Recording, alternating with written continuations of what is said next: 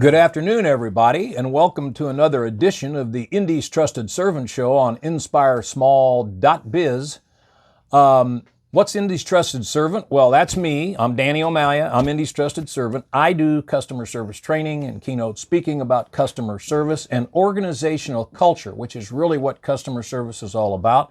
I learned all of that at the hand of the master, my late father, Joe O'Malia, back in the O'Malia Food Market days. But even before that, O'Malia Food Markets was launched in 1966. Back in the mid to late 50s, my dad owned a small grocery store in Broad Ripple where the Vanguard Bar is now, which he lost and came back 10 years later and successfully launched O'Malia Food Markets. And one of the things I learned from my dad, aside from how to build a great culture, was never, ever, ever give up.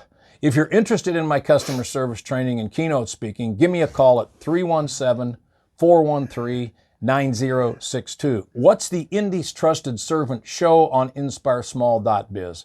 I like to describe it as lively local small business and community talk where you can feel the pulse of Indy. And today's guest is a part of the fabric of Indianapolis. Everybody has heard of, seen, talked to, listened to Dick Wolfsie. Dick, welcome to the show. Good morning, sir. Good morning. It's great to have you. A very, very well-known name around Indianapolis, but before we get into all of that, give me a little bit about your background, how you came to Indianapolis and how you came to television and whatever you're doing now. Well, real quick, when I graduated from college, which was where? George Washington University. No longer DC. the Colonials. Oh, they're not, are they? No. Well, that's PC stuff. Well, they gave up football when I was there. Oh, okay. But anyway, I graduated from GW, and then Where'd you grow up? New Rochelle, New York. Okay. And that's the interesting story. I graduated from George Washington, and then I came back home, and I went back to teach at New Rochelle High School that I had attended 4 years ago. What'd you teach? I taught English, psychology. I taught English at Cathedral High School where I went to school. Oh, really? Yes, I did. They called me Cotter. welcome it was back, the same Cotter. time? Yeah. Okay. So, and then I taught for 9 years, and I loved it. And I got up one day and I said, I've looked forward to getting up every morning for 9 years, and I don't feel that way anymore. So what happened? Well, I don't know. You don't know? Okay. I don't know. That's a good question. I don't know. But I had a friend who was doing some television in Columbus, Ohio, and he said, would you come out? And he knew I did a little writing, not a lot, but a little. And he said, we need somebody to help us with some scripts. I went out there. And TV scripts? Yeah, TV scripts or questions for our host or whatever. But make a long story short, I went out there. It was kind of a stupid job, and I was a little concerned about whether I'd made the right choice. Now, did you have a family then? No, I wasn't you even were single married. then, okay. Yeah. And what happened was the host got sick, and they said, they knew I was a teacher, and they said, could you do this? And I said, sure, and I did. And this is the incredible story, Danny. I did that, and about 8 months later, I got an offer to be the host of Good Morning New York. You're kidding. On ABC, yeah. Well, what year would that have been? 80. Okay, 1980. Okay. So I left Columbus and I went to New York, and it was, and at the same time I was offered a job in Boston as a talk show host. So it was really one of those things. It's like playing golf and getting a hole in one the first time. I mean, this is so easy. Wow. I went from nothing to the host of Good Morning New York. But now, Good Morning New York was a TV show. It was the number one morning show in the country. Yeah. Okay. And to make another, I keep saying I'll make a long story short, but I haven't done that yet. Well, you've been around a while. Yeah. So I did the show, and 6 months later I was fired. And here's the great story: I was fired, and I was replaced by Regis Philbin. Why'd they fire you? You want to share that? Because I sucked. Oh, did you? Well, I did, considering where I shouldn't have been on TV in New York. I didn't have enough experience. Yeah, you were put in the frying pan. I was, so to and a lot of people told me don't do that because there's too much politics and you're not used to that. So anyway, I was fired. Regis Philbin took over. Wow. He was host for about 35 years, but otherwise he didn't make it. Then I went from there, and I got my job here in Indianapolis at Channel 8, and they were doing a show called Indianapolis Afternoon. I did that for a year. The station was sold, and I ended up, well, there's lots of things in between, but How much do you want me to tell you? Well, tell me what you want. So you came to Indianapolis around 1980? Yeah. Yeah, okay, with Channel 8. Right. Right, okay, so then go from there. So I'm at Channel 8, and then my wife hates it when I say fired. The show wasn't renewed because Okay. the station was sold. Okay, that happens. And this was about the time that they were building Union Station. So that was about 86 or thereabouts. Exactly. Yeah, and yeah. in between, I did a little stuff on FYI, and I did a little stuff on PDS, which was the original XIN. So I'm walking around with a friend of mine who happened to be Bill Hudnut's son, Mike. And I said, we go into Union Station. And I said to him, I'm going to share something I've never told anybody. So actually I wrote about it once, but I said, Mike, I said, someone should do a talk show from Union Station. Ah, He said, how are you possibly going to do that? I said, watch me. So what I did was I called Bob Bournes, who you know. sure, yeah. And I He's said, one of the reasons we put the store downtown. oh, there you go. Of Yeah, course. yeah. And I said to Bob Bournes, and this was a total lie. I said to Bob Bournes, I just talked to Channel 13 and I'd like to do a talk show from your new station. It was a total lie. You hadn't talked to Channel I hadn't 13. talked to anybody. And Bob Bourne said, wow, that would really make us unique. I would be interested. So then I went to Channel 13, and now I didn't have to lie. And I said, Talk to Bob Bourne. Bob Bourne is interested in doing a television show. For those of you uninitiated Yes. or new to Indianapolis, Right, Bob right. Bournes did a lot of rehab downtown besides the Union Station, which was fabulous when it opened. It was. But he did the Renaissance condos Right. near what became the O'Malley stores, and those condos sold before they were even done. Yeah.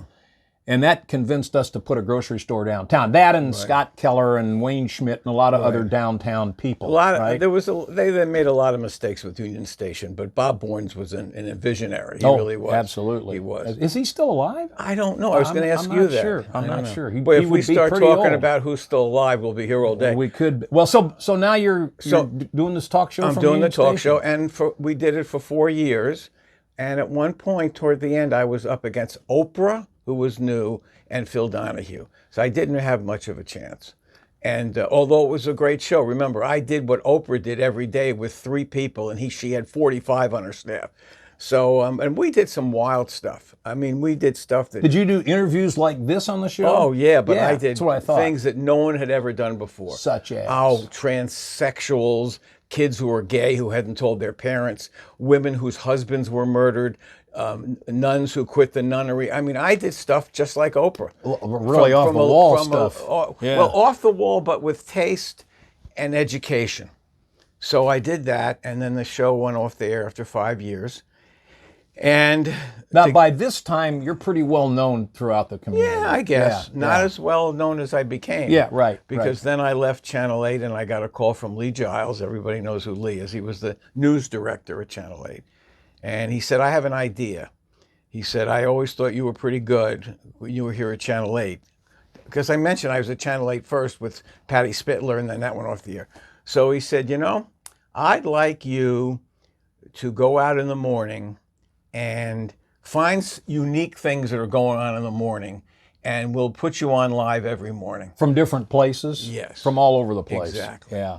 Kind of like there's a guy on local Fox, yeah. Where's Sherman? Oh, I Kinda did like that way before yeah, him. Yeah. Way yeah. before him. So he said to me, and I, when I made the Hall of Fame, sorry to mention that, but I just want to mention that. Which Hall of Fame? The Indiana Broadcasters Hall of Indiana Fame. Broadcasters. Okay. When he said that to me, he said, you know, I think this will be fun, but I can't imagine you could do this for more than a year, because how much is going on downtown? You know, or how much is going on at 5 o'clock in the morning, because that's when I went on the air. Oh, my Lord, So yeah. 30 years later, I was still doing it. At 5 o'clock in the morning? Well, at the end there, it changed from 5 o'clock, but for at least 20, I was doing it at 5 o'clock in the morning. So it wasn't just downtown. It was Oh, all it was over everywhere. the city. It was all Right. anywhere Yeah. we could get a live remote from, because it was live. And so I did live television for almost 30 years. And people were glad to come in and be interviewed and stuff at 5 in the morning. Well, you did it because you were getting free advertisement. Well, yeah. Or, yeah. you know, if I called you and I said, Danny, I want to do something about your whatever, Your grocery store. The grocery stores, like when you opened downtown, that would have been a live news event. Yeah. So of course you do it. What? So you got up at 5, but you got free publicity, right? You go back to bed later. Yeah. Well, exactly, exactly. And I've never really had a problem. So I had, over the course of that time, almost 25,000 guests. 20 over how many years? Over 40. 40 years and 5 days a week, right? Yes, 5 days a week. between the Channel 13 talk show and that, I probably had. Now, what you haven't asked me yet, but I'm sure you were, is how I ended up with a famous dog. Let's talk about the dog. Okay, so I'm doing Barney, right? Yeah, so I'm doing the show for 2 months, 3 months, and I would leave at 4:30 in the morning, and then I would get back. So I'm going out of the house at 4:30 in the morning, and there's a little beagle puppy on my front steps. I don't know how it got there. I don't know who put it there. And I put him inside the house, and I went to work. And when I got home, there was virtually no house left. He had torn down the curtains. Oh, really? He had ripped up the couch. He had just destroyed the place. And then my wife said to me, and then the rest is history, she said, if you want to keep that dog, take him to work with you. And I said, how can I take a dog to work with me? But I did, and he was on TV with me every single day for 14 years. Now, here's a really good question. Did he do any more damage to your house after that? Well, that is a great question, actually. And my wife couldn't understand. Well, first of all, let me just tell everybody at home who don't remember this, or weren't here for it. People would say, well, he was such a good dog. I'd say, no, he was a great dog. He was not a good dog. He was just terrible. And if you watched him in the morning, he was either chewing something or howling or tearing something up or running away. And people watched just to see what Barney was doing. Do you remember, Ryan? Yeah, okay. Just to see what Barney was doing. So he did all this stuff on the air, too? On the air. And okay. I knew exactly what to do to make him bad. So if I were interviewing you, let's say at O'Malley's about opening the store downtown. Okay. And while we were talking, you had some croissants or something. I would put them right at the edge because I knew that he would come and jump up and eat them right in front of us. And right on camera. And right on camera. Yeah, okay. That's exactly right. That was part and of the show. I knew exactly what to do to make him bad. So that's the story. And boy, was he ever. Barney's no doubt no longer with us, right? Well, no. People say to me, "How's Barney?" And I go, "Well, he's still dead. It's been 14 years." How old was he when he died? He was 14. 14. Yeah. He was 14. And he was what kind of dog? He was a beagle. A beagle. And he was and it's funny, when I first got him, I didn't know I wanted him to be on television, and I was going to train him because I called this long-time dog, what do you call, obedience class. Yeah. And the woman said to me, she recognized my name, and she said, "Oh, Dick," she said, "I'm so glad you called. We've been in town for 100 years. And she said, "We guarantee our work." And then there was a pause, and she said, "Unless it's a beagle." Okay. Yeah, because they're pretty ornery. That's great. So there, you're up to date now. So, well, not totally. Yeah. What are you doing now? Okay, so when COVID hit, I was in my 40th year on live television, which is a long time. And still on 13. No, 8. Eight. On Okay. 8. Okay. Yeah, doing the morning stuff. Still doing that. I was just doing the weekends at that point. Now, you didn't replace Barney. Oh gosh, you well, couldn't. that's a long story. We had a new news director. I won't mention his name because I hated his guts, and he didn't think people wanted to see a dog in the morning, which is so stupid, because that's why people watch, because we were number one. So now I forgot your question. Since then. So I retired right during COVID, and during that period, how do I say this? Since the year 2000, I've been writing a weekly humor column, which is in about 25 newspapers. And I know it's in the current newspapers. It is in all the current newspapers. Which I received. Yes. And I previously wrote a column in Current You told me for that, quite yeah. some time. Yeah. And it was more, for instance, I did, this was before the first mayor of Carmel, Al Pickett, passed away. Mm-hmm. I interviewed him and every succeeding mayor 1 week at a time. Oh, okay. So you built a little previous Carmel, that kind of stuff. Yeah, but or mine's a humor column. Well, yeah. and so Current is a really interesting growth publication. You know, Well, they it's started in it. with one paper in Carmel, and now they've got, I don't Yeah. know, 8 or 9 They have a good papers marketing all over way the of place. doing it, yeah. What are some of the other publications you write for? I'm in the Shelbyville paper. I'm in the Greenfield paper. I'm in the Elwood paper. I'm in the just lost my train of thought. I don't know, but You there's can about never 25. remember all. Yeah, but there's a lot. Logansport paper. There's a senior magazine. Yeah, a couple. Is it a weekly? The current is, but all the papers I'm in, I'm only in once a week. I mean, I only write one column. I write one column a week for 22 Is it the same years. column in all Oh the yeah, papers? they put me in funny form. So what kind of columns are they? Well, I love to answer that question. My column, and I have a great story about how I met Art Buchwald and how he influenced me, but the column is about things that happen to people, everyday people, especially me and my wife, whoever. But an idea always comes about because something that happened. So I'll give you the most recent example. There are actually 1,100 examples because I've written 1,100 columns. So the other day, I got in my car and I realized I had forgotten my keys in the kitchen. But for the hell of it, I pushed the button and the car started. Well, how could the car start? That's a good question. How could the car start? Yeah. I don't understand it. So I was nervous because that means anybody could get in my car and drive take away. off. Yeah. So I wrote a column about that I went to. Now, remember, all my columns are based on truth. Okay. They're exaggerated, but they're based on truth. Okay. So I wrote a funny story about that. Did you ever figure it out yet? Oh yeah, I had an extra key that I had left In the car? that I left in the car. Okay. Because when I went to the dealership, he said, "Hey Dick, how you doing?" I said, "Fine." He said, "What's the problem?" I said, "My car starts." He said, "I've been in the business a long time, and no one's ever said that to me No, nobody's ever complained about about that. my car starting." I said, "Well, mine shouldn't start." So, and he said, "You go home and you look for that key because you got a key somewhere." And sure enough, I did. It was in the car all the So time. that's it. It's always something that happens to me or my wife or Speaking of your wife, how many kids do you have? one. One. And the boy or girl? He's a boy. He's obviously grown and he works here in Indianapolis. Okay. What's he do? He's a lab technician. Oh, Yeah. okay. But let me tell you one more example of the Please humor do. column. Please do. This is my favorite column because, again, people say, "Is what you write true?" And I always say it is based on truth because I couldn't make up the premise, but I've obviously exaggerate. That's what humor is, right? Yeah, So, exactly. but this story is basically true. So the FedEx pulls up the other day and they bring out this huge box. Now, you might know this. When you buy something online, especially if you're on with your wife, sometimes the wrong person's name is on it. You know what I mean? Yeah, All right. yeah. So anyway, the box comes and it's got my name on it. And my wife says, "Well, what is that?" I said, "Well, I don't know. I've totally forgotten. I think it's for you, but I've forgotten. I'd forgotten what I ordered for." And she said, "Oh, I know what it is. I know what it is. I remember I asked you for it a couple of months ago." I said, "What is it?" And she looked at me, she said, "Well, I don't want to tell you and spoil the surprise."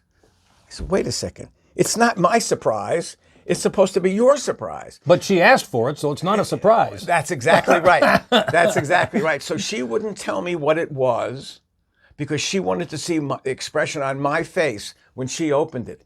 That doesn't, what? Well, What are you saying? we're dying to know. What was it? Well, it was a huge map I got that had, you could put pins to see where you've been, where you've traveled in the world. But I had totally spaced that out. But she didn't want to tell me because she didn't want to ruin the surprise. Huh? Anyway, that's the. So your wife wanted the map?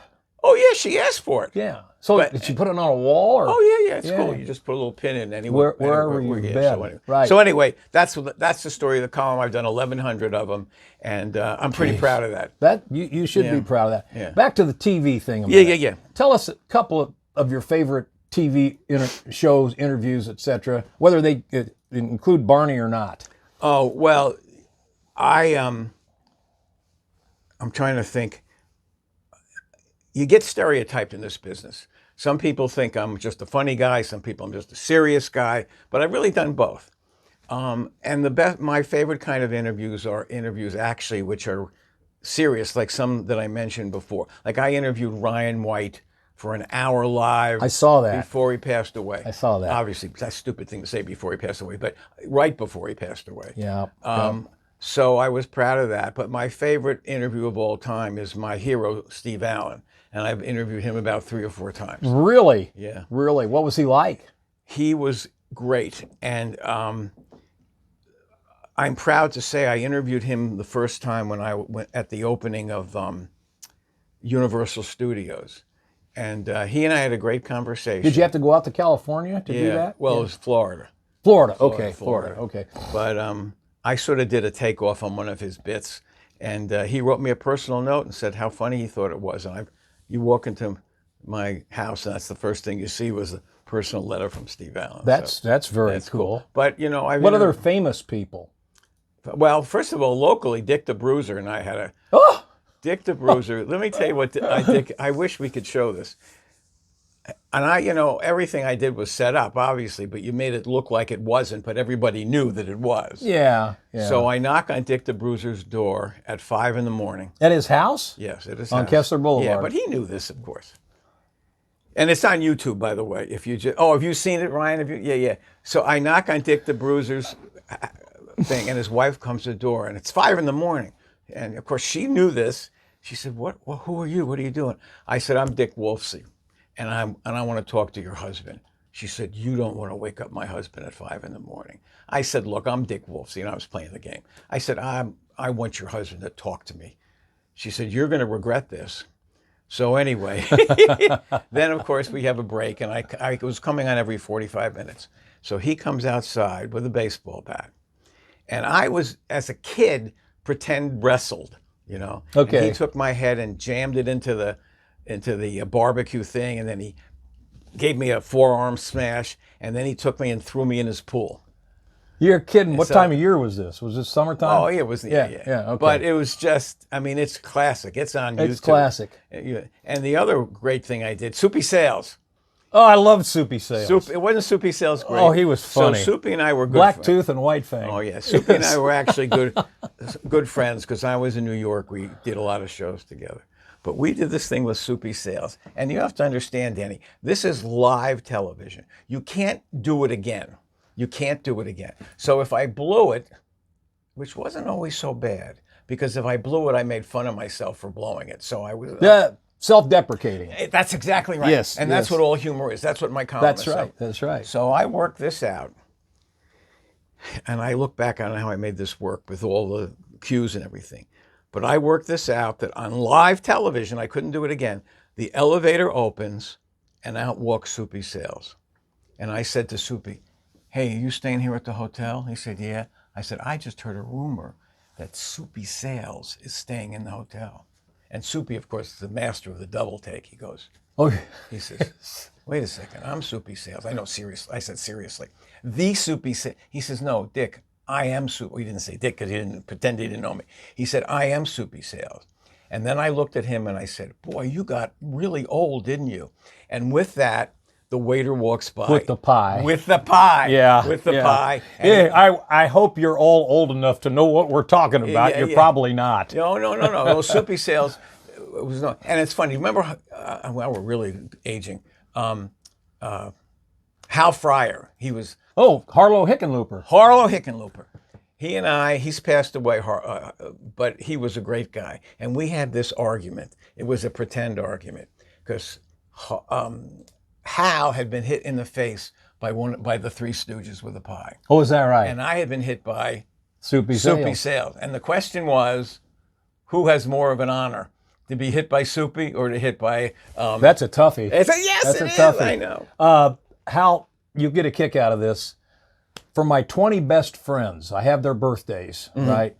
I call them and I hope that they don't answer and I get the answering machine and I sing Harlow Hickenlooper's Happy Birthday Do version. you really? I Oh, do. I remember And that. My friends love it. Oh, that's great. Yeah, He was yeah. he was a good guy. He was a good guy. One of them sitting right here. Oh, I see him now. Hi.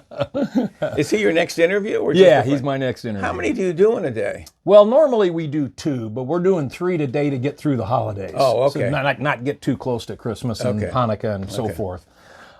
So we just got a couple more minutes. what would you, do you want people to, is there anybody out there, like, are there any newspapers you'd like to write to and you want to give them a contact information? I would like to write for all the newspapers. Well, give us some contact information. Well, you can reach me at Wolfsie. Get ready for this. You better spell Wolfsie. WOLF, like the animal, S like in Sam, IE, at AOL.com. Wolfsie, WOLFSIE at AOL.com. I am the last person in America with AOL. Well, if you have a little publication and you'd like to have some of Dick's columns, well, get a hold of him that way. It's very, and it's very inexpensive because I'm in 30 papers. So if you take a little bit of money and multiply it by 30, I'm doing okay. So if you ask me to, you're just writing the same column. I'm just writing the same column. Yeah, and I'm not. Yeah. So I would be happy to do that. There are a couple of papers I'm not in that I'd like to be, that are in the area. Anderson, Indiana. I'd like to be in, what's the other one that I'm not in that I'd like to be? Anderson's the big one. Muncie. I'd love to be in the Muncie paper. Okay, great. So if anybody in Anderson or Muncie is listening, you know how to get a hold of Dick Wolfsie, Wolfsie at AOL.com. Right. Get him and get your columns like they are on 23 papers, right? Yeah, 25, I think. 25 papers. That's great. Yeah. Dick Wolfsie with Dick Wolfsie. You did a great job. Oh, well, thank you. No, I mean that. I mean, you were a good listener and a good questioner, and well, thank you. I'd like to interview you sometime. Well, I'll give you my card and we'll do that. We'll do that. Thanks for coming in. It's been my pleasure. Next week's guest will be my longtime friend and colleague, Jim Allarding, and he's a valuations expert, and he's had some interesting valuation stories in Indianapolis and around the country. So if you're interested in that kind of thing, tune in next week for Jim Allarding, valuation specialist, who actually did the deal when O'Malley's was bought by Marsh. He did the O'Malley's part of it and got us a pretty good deal. So we'll see you next week. Dick Wolfsie, thanks for being here.